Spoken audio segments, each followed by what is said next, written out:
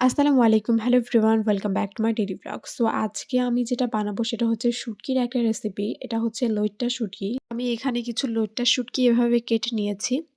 So এরপর আমি এটা গরম পানি দিয়ে ভিজিয়ে রাখবো রান্নার ০.৫ ঘন্টা আগে। রান্নার ০.৫ ঘন্টা আগ পর্যন্ত এটা গরম পানি দিয়ে ভিজিয়ে রাখতে হবে, যাতে এর যে বাজে গন্ধটা আছে সেটা চলে যায় এবং এটার যে বালি থাকে সে বালিটাও যেন কেটে যায়। সো আমি এরপর তেলের উপরে একটু রসুন আর লইট্টা শুটকি ভেজে নিচ্ছি, যাতে এর বাজে দুর্গন্ধটা চলে যায়। অনেকে বাজে গন্ধের জন্য খেতে পারে না, তবে তাদেরকে আমি বলব যে একবার এভাবে ট্রাই করে দেখতে পারেন, অবশ্যই ভালো লাগবে। শুটকি ভেজে নেওয়ার পর আমি উঠিয়ে নিয়ে সেই কড়াইতে আবার তেল দিয়ে এখানে ৩টার মতো পেঁয়াজ আমি এখানে কুচিয়ে নিয়েছি। এরপর আমি এখানে একটু আদা বাটা দিয়ে দিচ্ছি, যাতে করে গন্ধটা একেবারেই না থাকে সেজন্য।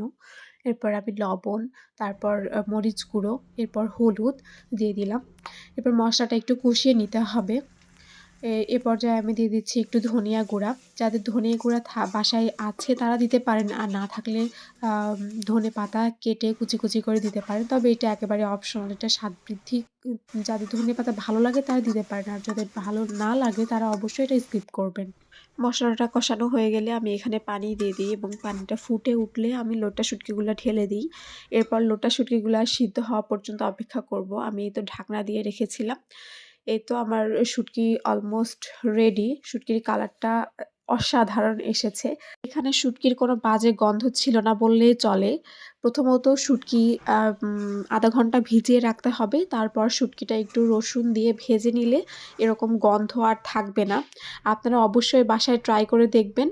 খুব ভালো লাগবে খেতে ইনশাআল্লাহ। সো আজকের ভিডিও এই পর্যন্তই। যদি ভালো লাগে তাহলে অবশ্যই লাইক, কমেন্ট এবং শেয়ার করবেন এবং চ্যানেলটিকে সাবস্ক্রাইব করে আমার পাশেই থাকবেন। আল্লাহ হাফেজ।